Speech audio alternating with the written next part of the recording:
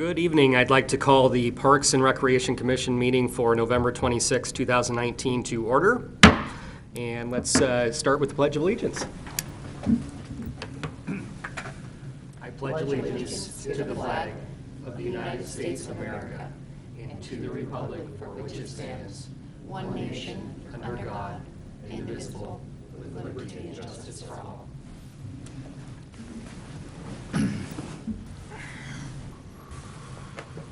Okay, just a brief reminder for those in the audience, please turn off your cell phone so it doesn't interfere with some of the technical equipment in here.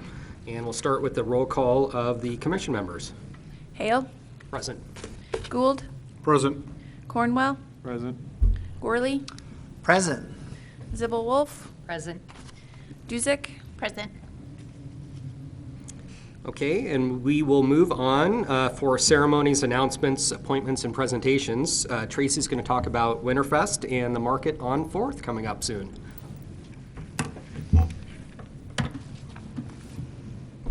Hello. I just wanted to invite everyone in our community to our Winterfest event, which will be next Friday, December 6th. And I was going to talk about some of our new additions and what the activities will be. So next, like I said, on Friday, December 6th at 4 o'clock, we're going to start with our brand new addition, which is called the Market on 4th Street. I'm kind of trying to steal the whole German market village idea. So it'll be all of the events are happening outside on our plaza. So we have 8 different vendors, and we're really kind of picky. So we're excited about our vendors. They're everything from baked goods to crafts to decorations to small Christmas ideas. And so that will start at 4 o'clock outside, which is in conjunction with the Chamber of Commerce is doing their pajama kickoff thing. And so we'll be doing that. And then at 6 o'clock, we kind of get even more into our Winterfest, and we'll be just doing some announcements. And then Jim Hale will be lighting our community Christmas tree. And we'll have that. And then Santa, we're super excited because this year Santa is going to come in the 1943 old fire truck that Kootenai County Fire Rescue is going to bring him in. And we've also added a Mrs. Claus this year. So we've got the whole gang. And they'll be in the Santa tent, which is right next to the old museum. And families are welcome to take family photos, kiddo photos. It's for free. It'll be all set up and really cute for them. Then we'll go into, we have some different musical groups that'll be singing right outside on our plaza area just to entertain people. And then when they're done, we'll also have some music just going. The museum is joining us again this year, and they're going to do free tours the whole evening of that. And then at 7 o'clock, they're going to pull out the Rodkey organ. It's been donated by the Rodkey family, and they're going to lead people in Christmas carols. So that our music will be wrapping up, and then they'll kick it in with theirs. And then ICCU Bank has completely sponsored our Mrs. Claus Kitchen, which we will have s'more kits that people can get and use it with the burn barrels, and we'll have hot cider for free for them. And then Bank Coeur d'Alene just jumped on board, and they're sponsoring our kids' craft area, which will be completely free crafts for the community. Like, there'll be some ornament things, there'll be like snowman soup, there's a variety of different things they can do there with that. And then along with our other stuff that we'll have, Doma Coffee is going to be out there, so no one's going to get cold because I'm watching the weather. It looks like it could be our first day of like flurries. So Doma Coffee will be out there, and like I also said, we'll have our burn barrels. And then the other thing that I just really want to talk about is we're excited, like I mentioned earlier, Kootenai County Fire and Rescue is joining us and bringing Santa, but they're actually making it their really big event. They're no longer going to be doing their candy cane run in the neighborhoods, and so this is their night to be there. So they're going to be going around passing out candy canes, but it's also their big collection for food drive.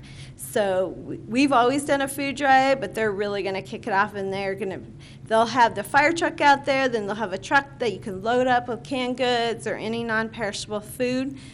So I think it'll be a great way to serve our community. And honestly, if you haven't seen the plaza in the past, it's stunning. And I do have to hand all the credit to our parks crew. They just tell me what they need, and I provide them the lights, and thankfully to tons of donations, that's how we get all our lights, but it's beautiful. So that night, everything will be lit and ready for the holidays. So again, I'd just like to invite you, Friday, December 6th, Starting at 4 is the market and also the chamber event, and then at 6 will be our big lighting and going from there. So we'd love to have you. Thank you. Thank you. Thank you. Sounds like a good time. Any questions for Traci at all? Okay, so any amendments to the agenda? And this would be from the meeting from July 23rd. And I assume no declaration of conflict, so we have the consent calendar, which is meeting from July 23rd, which was the workshop. We had no meeting in August. September was canceled. In October, there was only 3 of us, no quorum. So we have a motion for the July meeting. I'll motion to approve the minutes. I'll second. Gould, Abstain. Cornwell, Aye. Hale, Aye. Zibble Wolf, Aye. Duzick, Aye. Gorley, Aye. It's going back a ways. Okay, and now we have on our unfinished and old business Montrose ball fields, and we'll need to take action on that.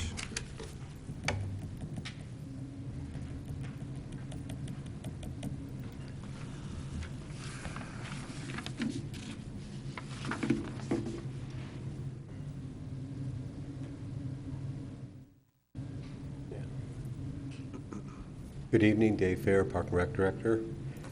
Tonight, we're bringing back to you another round of the park land at Montrose to give the television audience a reference just so they kind of know why this is old business stuff. But the commission, you guys have been working on this along with staff and the developer for the last several months. It has to do with their phasing of the next development in the Greenstone project, Montrose. And within that, there's a school site here, West Ridge, and that was set for parkland, and we'd looked at ball fields in there. We also had about another 16 acres. It's about 20 acres total that's in city parkland, and it was designated for this area. In those discussions, Park and Rec Commission asked about increasing the number of ball fields up to 3 from the 2 that were being proposed. That was based on our level of service, our population growth, our amenities matrix. So Kevin and Mike went back, they looked at that. Mike did some designs on it, how it could work, or if it would work. We talked to the school district about their property. They wish to keep it as it is. Looked at, could we eliminate some land here, add more in there. They came up with a way to squeeze 3 in there, but then the discussion that you all had, and Kevin and Mike and staff, was what would be the impact of traffic because of the road system going in there and not connected into Celtice, and that in the short term and for a number of years as we're looking at their timing of development, it was going to be an issue.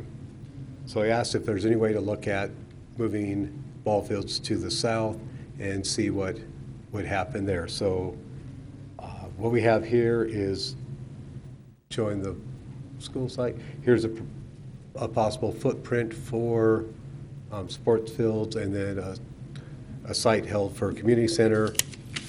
If I switch it out, give you a better look at that. Recognize there's a little bit of a glare there, so I'm going to move this down just a little bit to move it off. If you're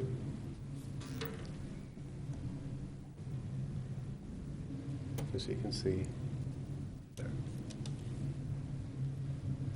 So if you were to go to the ball field sites, realistically, you could put in two ball fields, and traffic won't be the same issue in there. We'd have to adjust into parking, but that's pretty much what we're looking at if we go in that area. Now, Dave, you have the soccer field overlaid. Is that just for scale or? For scale. Okay. Yeah. If you were to put in a soccer field into that space, you're going to have to use portable fencing, change the configuration, and everything. And the scale in here that you're showing, Mike, is for Little League 225 field. So it gives you a little bit of scale.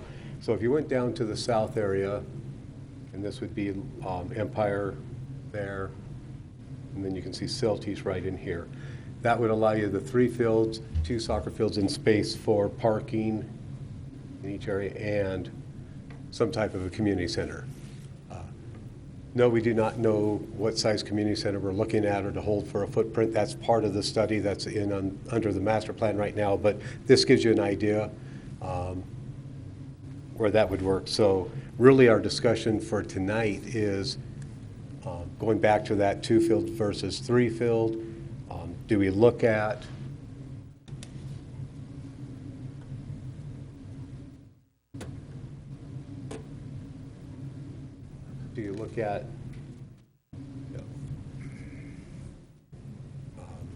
I guess I'm trying to verify from you is having the 3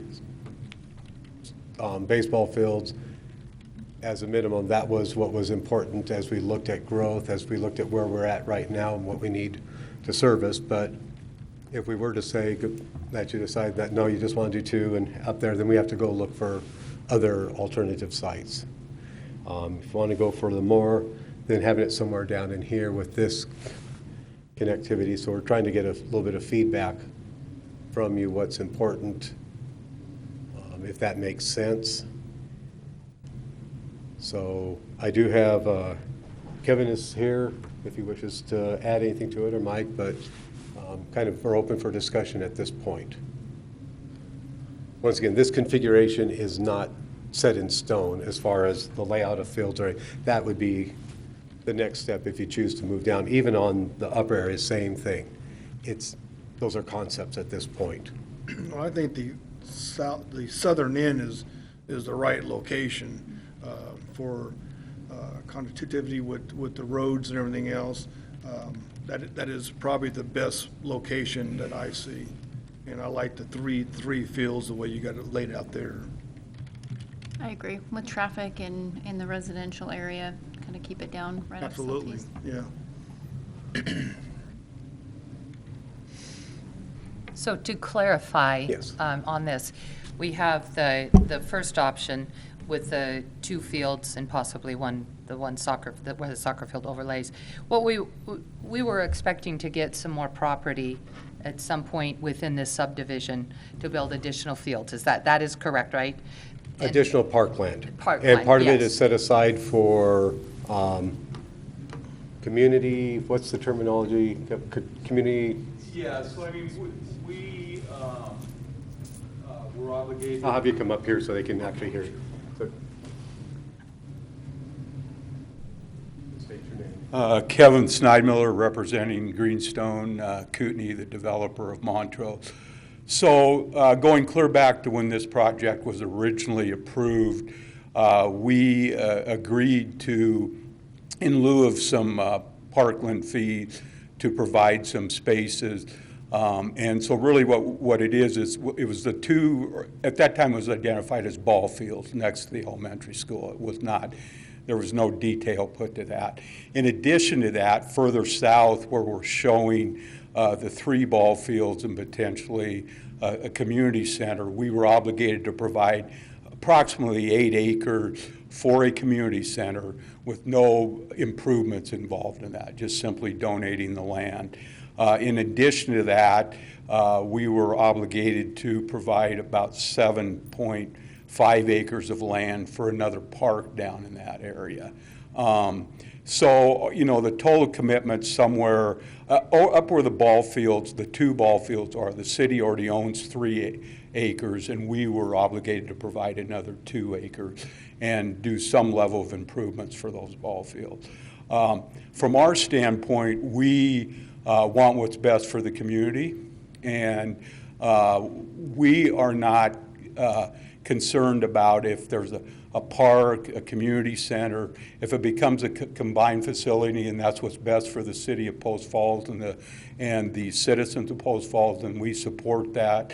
And to what level we can, we will work with the city to make that happen. Obviously, as you can see, and we have indicated that to Dave and his staff, there's the potential for some additional land to be purchased in this area. And we're certainly open to working with the city on that. So I think Dave kind of mentioned that the configuration you see is not set in stone, and if there was some additional land required, the opportunity is there to make that happen. So Kevin, just to clarify for me, so on the southern one, parcel there, so would all that land be part of what you're donating, or is part of that being purchased? I think right now it's pretty close. I maybe it is. Mike Terrell, the landscape architect, says it is. So between the park that was proposed down there, which was to be a city-owned park at development, and then the community center space, what you see there is equal to what we're obligated to provide from a land standpoint. So help me, I was going to ask that very similar question. So it was 8 acres for the community center and? About 7.5 for the park. Maybe a little, might have been 7.8. I'm giving you kind of round numbers. Sure. So are we looking then, I guess this question would be for Dave then, are we looking at keeping both of these parcels of land? We're not going to give up that 5 acres on the north side, that small 5 acres. Is that correct? That is correct. Okay. If you look at the connectivity to the school, I'm going to go back to the other one because I think it actually, we might put that together. This, I think, shows very well. There's a lot of things in here. You have Montrose has their own community park there, but then you have a corridor or trail in here. We know at some point the railway line will go away. It's our recommendation when it does that become a trail. And then you have a trailhead. By having this, you have a way station, a stopping point. When you look at the long-term development of the system, it's a natural that stay. Now, maybe it goes down to, say, 4 acres. That would probably be the absolute smallest we would want, which would bring it into the Crown Point size. Our standard, though, is 5 acres. So it's staff's recommendation. You keep 5 acres up here. That just becomes a neighborhood type park. We look at what other amenities are in there to try and balance that out. And then this spot here becomes that sports complex / community center. That would be staff's recommendation, but we, once again, want to make sure that Park and Rec Commission is on board and that we have heard your direction correctly. And at this time, is Clark Fort Parkway in existence right now, right off of Mullen? It is not, is it? The next, looking at the next. No, it is not. It is not, okay. And where that actually ends up, that's one of the things that, one of the next steps is even if this isn't approved, that road where its alignment is, that's going to be worked out through planning and zoning and engineering and how it connects back up. So it'll connect somewhere out there. Does it go to the east, the west, stay right there? Those are just details, but it really will depend on some of the future traffic plans. And if I do speak out of turn, please let me know. So Dave, the 5 acres up at the north part of that parcel, so do we already own that? We own 3 acres of it. That was deeded with one of the earlier phases. Greenstone would be adding 2 more acres to it. You figure that essentially the obligation is for 20 acres. It could be broken up into 3 spots. It could be, but once again, economy of scale, the more we can condense it. To have everything up in that central area there doesn't do any good, and it still causes that traffic congestion. So if we're looking for something that's going to be busy, high usage, that's where going to the south made sense. If we're looking at lighted ball fields or something, then you've got, and next to an industrial section, you got some commercial or industrial that would go around. It buffers it. It makes it a little easier so you don't have the same impact upon housing. So really what we're trying to make sure is that moving the ball fields to a southern location is meeting your desires. And what is it that you're looking for action for tonight? Just flipping the ball fields from that upper spot at the school site, I'll call it school site for now, from there down to a southern location. You're not approving the footprint, you're not approving the exact location. That will come back once we figure out the ball field configuration, once we know what size of a footprint we want to set aside for a community center, calculate out the type of parking we need. That'll come back later for your approval, and then ultimately it will go to City Council for their approval for the whole design.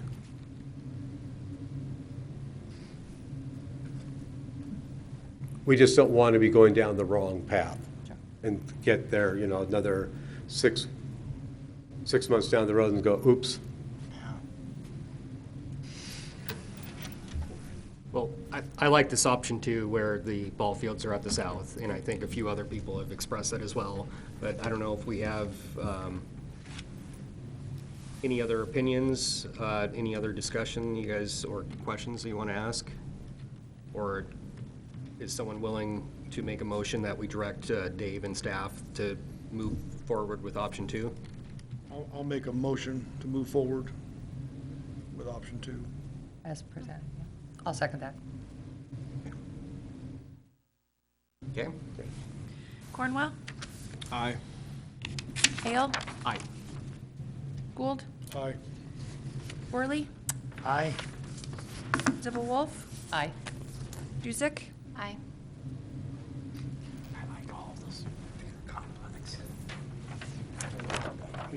Thank you. How big is that parking structure going to be, Dave? Sorry. How big is that parking structure going to be in that's bottom, the south proposed idea? Probably looking at around, I'm going to make a real rough guess, say about 300 stalls between the two spots. That would be covering everything. Okay, I think no citizen issues, and no new business, actually. So Bryan's going to talk about how the master plans for the department are going and Black Bay Park.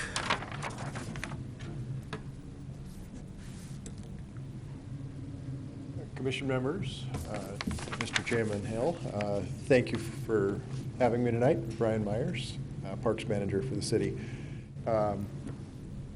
Just to kind of get it started, I'm going to focus on the Park and Rec Master Plan and where we're at on that process towards moving towards our new 2020 update to our Park and Rec Master Plan. As you can kind of see from this image here, we're a little better than halfway through the overall process towards having a full draft plan. The next couple of touch points we'll have are related to our feasibility studies, our downtown civic center, our civic space, and our community center space. As far as what has happened to this point, strategic kickoff, that was staff providing our management consultant with the necessary documentation for them to get a picture of what Post Falls is all about, what we have in order at the moment, what programming we offer, what facilities we have. From there, they came on site and provided a couple of touch points with the community, with the various number of stakeholders, and gave individual interviews with city council members and yourselves, just gaining information of the overall direction, the view of our department from city leadership and staff.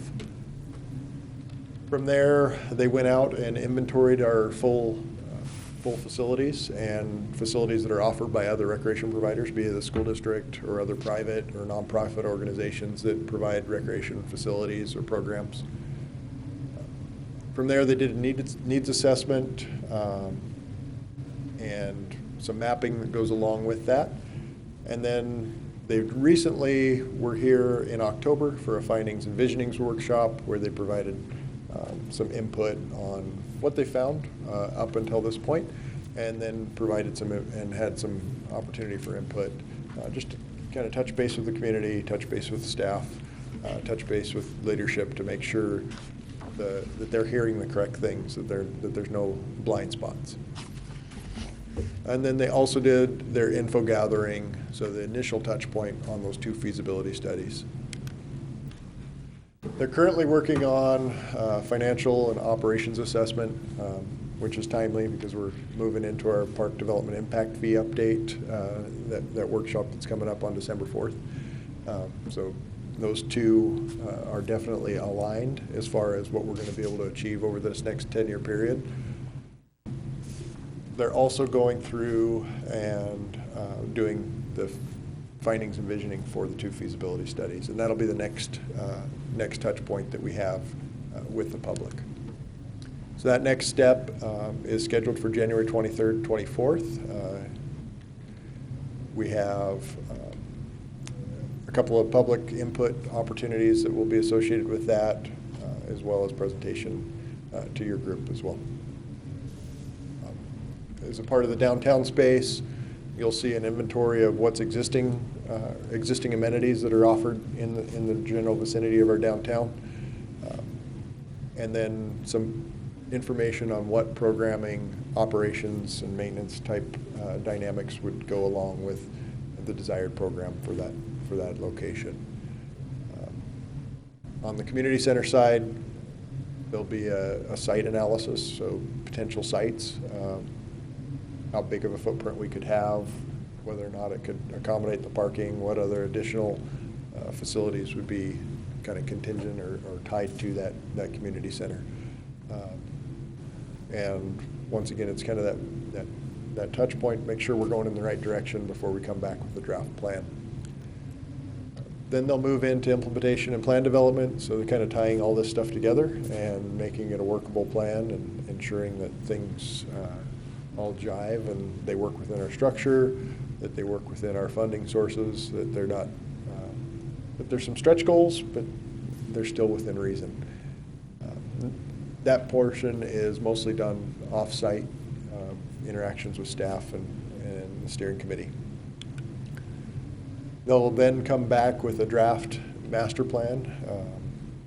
That'll be presented to City Council at the February 4th and 5th meeting, and then they'll come back with a draft plan for the 2 feasibility studies at the February 25th date.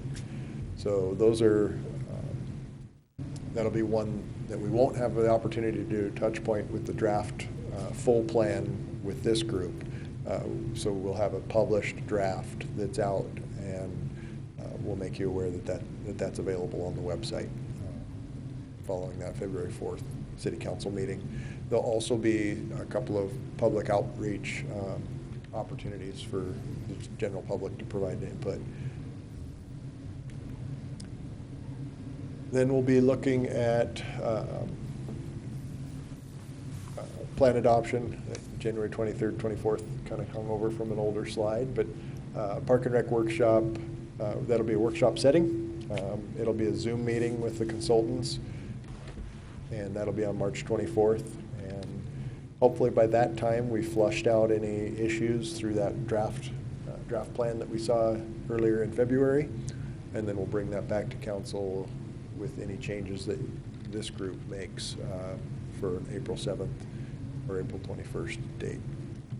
So just kind of to review those key dates, January 23rd, open house from 3 to 8. January 24th, we'll have another open house from noon to 6 and a steering committee meeting that morning. And then the draft Park and Rec master plan the week of February 4th and 5th. And then the downtown space and the community center space, those drafts will be coming February 5th. So with that, I'd stand for any questions on the Park and Rec master plan to date. No questions for Bryan? Nope.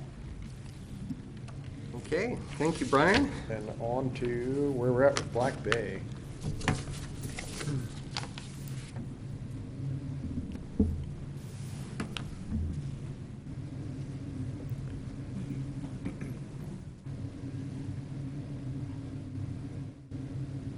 So Black Bay, we adopted a park or a site plan for that facility at the Park and Rec Commission meeting on May 21st, and then that was presented to council on August 6th and was adopted.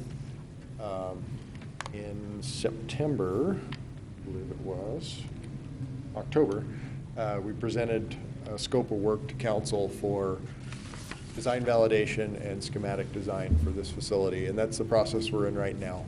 A couple of weeks ago, we had a public outreach effort to refine our scope for the total vision plan, just kind of outlining where we've been, just so the general public has, I don't know that they've had a video of this since October. So Black Bay overall vision, main strategies: preserve while enhance, try to activate that western or the easternmost part of the park, try to get the park in motion through a system of trails and the like, activate it without overpowering, so ensure that we retain that natural environment down there, and provide a park for everyone, and then most of all engage the bay and engage the river. So it had 4 major phases, which is largely what we're kind of refining with this schematic design and design validation contract. The community outreach piece, we had the first touch point just recently. We'll have another one coming up either late December, early January, where we kind of touch base with what we found in the last round of community input. We had about 35 folks that came out for the last couple of meetings. And in that, we basically took the potential major elements of phase 1 and some of phase 2 and gave the opportunity for the public to say, yes, we like this one, let's keep it in phase 1. No, this is a little bit off base. Let's pull that one back and let's put this one in from phase 2. We'll be out putting out a survey to the general public online that will also allow us to have that community outreach piece on that. So once again, that's all set to revise our phasing strategy to make sure we're doing the right things with that phase 1 in case that's the only thing we end up building. From there, so that's phasing strategy is supposed to take us about 12 weeks, and we're about 4 weeks into that right now. The schematic design piece begins to start putting some nuts and bolts to our plan. Not quite construction ready, but it'll be something that carries through all phases of construction. And that'll be about 8 weeks. The other major piece of this current scope of work is permitting agency coordination, and those discussions to date have been enlightening and very positive.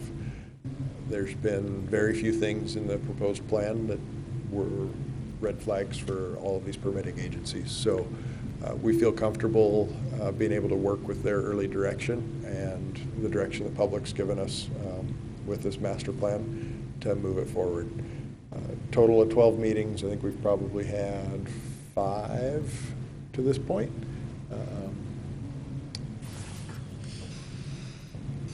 So from there, there's the detailed fee breakdown of our current scope. With that, I stand for any questions on Black Bay. Can you go back to the first slide? Sorry, I was just writing down dates.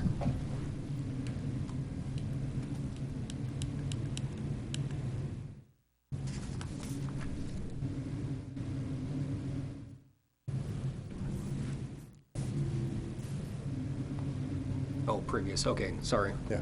I thought you had 2020 on there, so. Oh, no. My apologies. Yeah, so the next touch point will be either late December or early January. We'll see how we're doing on our survey results. That'll largely be what dictates when we bring that back for a presentation to City Council.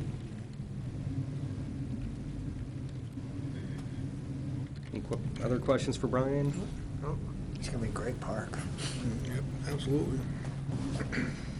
Okay, and any other staff reports at all? No.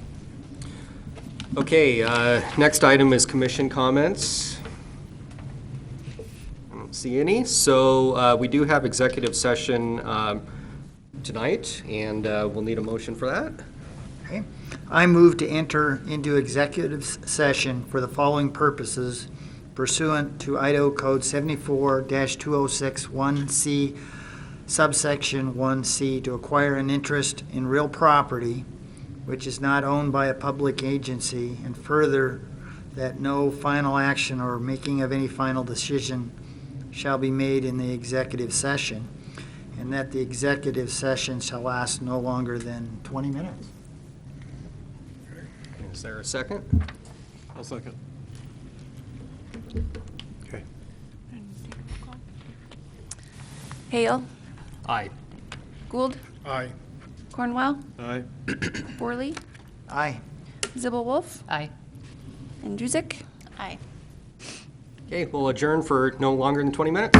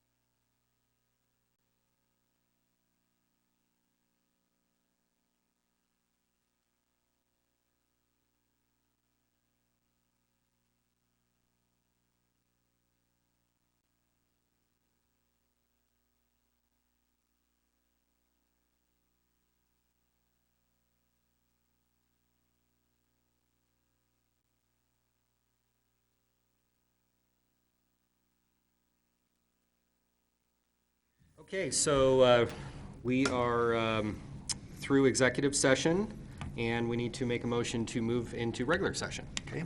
I move to enter back into regular session. I'll second. Gould, Here. Cornwell, Aye. Worley, Aye. Hale, Aye. Buzick, Aye. Zibble Wolf. Aye. Okay, we are now back in regular session. We have nothing else on the agenda, so we will adjourn. Good job.